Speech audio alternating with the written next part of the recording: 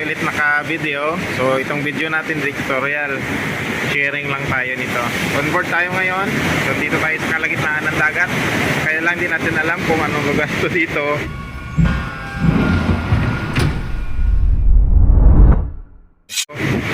So yun. So share ko lang sa inyo, yan o. Meron tayong kasabayan. RCCL siguro yan.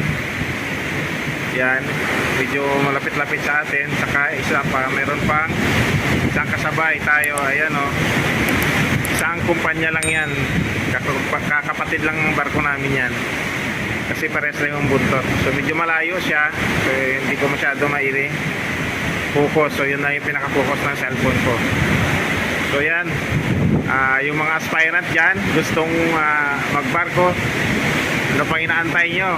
Tira na, apply na kayo. Marami nag-aantay sa inyo. Okay? So, duty tayo ngayon mga bro. Hindi tayo makapagpatagal ng video. Alright? That's it. Update. Thank you.